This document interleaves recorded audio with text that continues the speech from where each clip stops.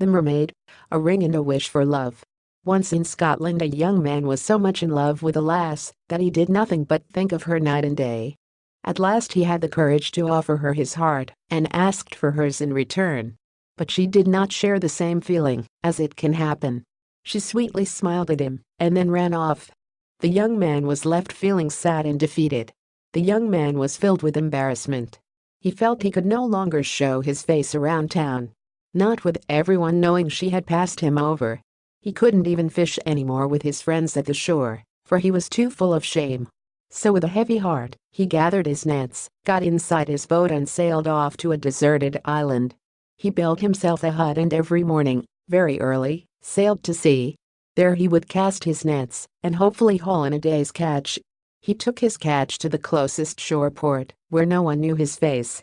He would sell his fish to the local market, and with the money he earned, buy food and other necessities, and sail back home to his island.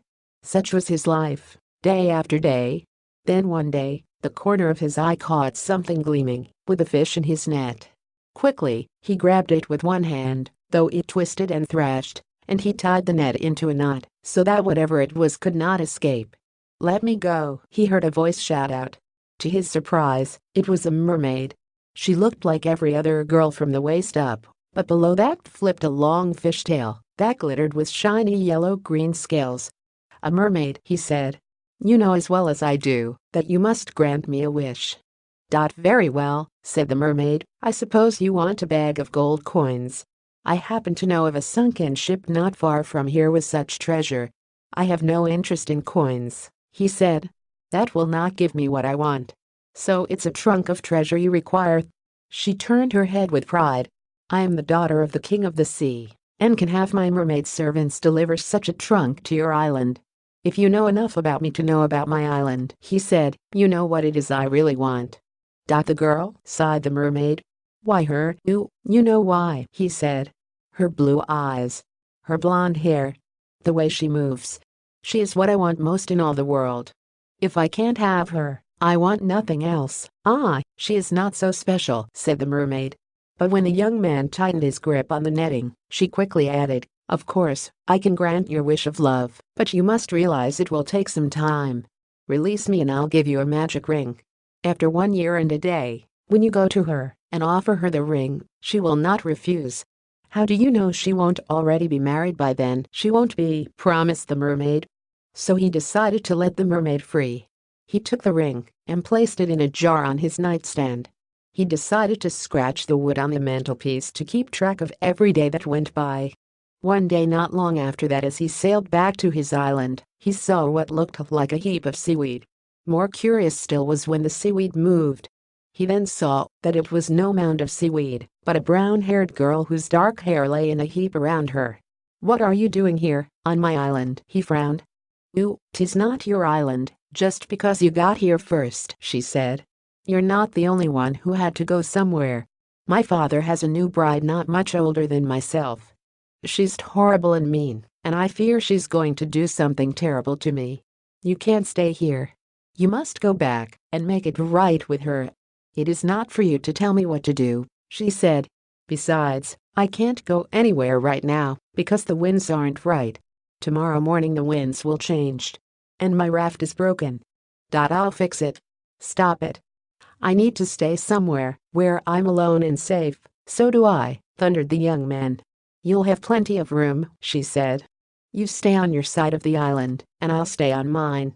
Besides," she said more gently, "if I'm going to cook for myself, I may as well cook enough for two." "Suit yourself," he said. "But I eat alone." The girl was true to her word. When the young man returned from fishing or from the market, he would find a hot meal for him on the table. Where she went, where she slept, he didn't know and did not wonder in the least. One day he had an especially good day. The fish were plentiful and fetched a good price at market. He came home earlier than usual and found the girl in his hut. She was startled and started to leave. He said, "There now, you don't have to go so quickly. Grab yourself a plate and sit across from me. We might as well eat together." So they ate together, saying little. But the next day she was also there when he returned, and when they ate together, they said a few words more. The day after that, a few words more. until they got to know all about one another. He understood completely why the girl had to leave her house, and he pounded the table with fury when she told him about her father and how he had been blind to the dangerous situation he had put her in. She listened with sympathy to the tale of his lost love and how he planned to win her heart with a mermaid's ring after the 365 days. In fact, she posted a chart over the mantel to keep track of the days gone by and the ones left. A clever idea, he thought, since the scratches on the wood were becoming hard to tell apart and keep count. Not long after that, the young man returned home from fishing one day and saw she had moved flowers from the field and planted them in front of the hut. "How nice and thoughtful," he said to himself. Around that time, she started to help him dock the boat and spread the nets. Though she was but a brown-haired young girl who was nearly as small as a child, she was surprisingly strong and helpful to have around. One morning the girl said, "When you go to market, you must bring back a bit of window glass to keep the weather out." He obliged, and the next day, while he was gone, she placed the glass in the window holes. Indeed, the hut stayed warmer that evening. And in the day, a beam of sunlight shone through the new window. Another time she told him, "Bring me back some white paint, these walls are far too dreary." He complied, and she cleaned the walls and painted them white. Though he started to grumble about what little money was left after he fetched her this or fetched her that, he had to admit that his hut was more comfortable than it had ever been before. On the other side of the island one day, he noticed a pile of grass had been pushed against a group of thick trees and was pressed down in the middle. He realized that it must be where she slept at night. A bit ashamed that he had never wondered about it before, he decided to forego fishing for a few days and started gathering wood and hammering it to the hut. "What are you up to now?" she asked. "It's not proper for a young woman to sleep outside on a mound of grass," he said. "This will be a room of your own." "Don't do it on my account," she sniffed. "I am perfectly fine where I am." But he noticed as she went about the house, that evening she was humming to herself a melody that was the same as one his mother used to sing. And so the days went quickly by. Before he knew it, it was the 365th day, one whole year since the fateful day he caught the mermaid in his net. When the lad entered the hut that afternoon, he saw the girl in front of the hearth with the magic ring on her finger, holding up her hand and looking at it from all angles. "What are you doing?" he barked. "'Tis nothing," she said quickly, dropping the ring back into the jar and sealing it with its lid. "Just making sure all is well with the ring for tomorrow." Then she went to her room. When she returned, she held a cloth bag with all of her belongings. "I'm leaving now. I'm going back to my father's home." "What? Aren't you worried how they will treat you?" "I'll manage. I'm older now. It's only been a year. 1 year is enough." "But the winds aren't right." "They will be soon." "But we never fixed your raft." "I'll give you a ride in the boat." "I fixed the raft. I'd just as soon leave as I came, if that's all right with you." She walked over to the chart, took it off the wall, laid it before him, and marked off the last day. "Tomorrow," she said, "you will claim your own true love." And she left. For the rest of the day, the young man stayed in his chair. He stared at the walls and at the floor. He slept in the chair.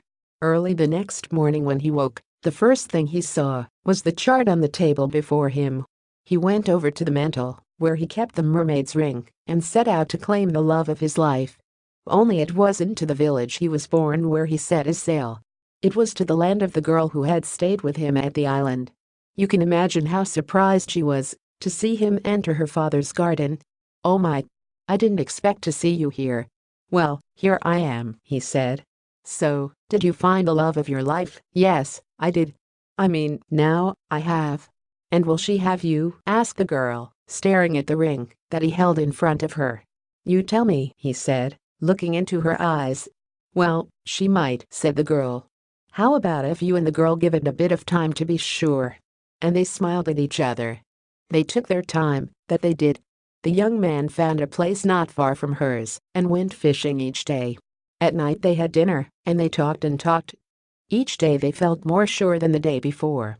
And so the two were wed, and a fine wedding it was, with all the family and friends that the girl and boy thought had been cross with them, but who were no longer angry.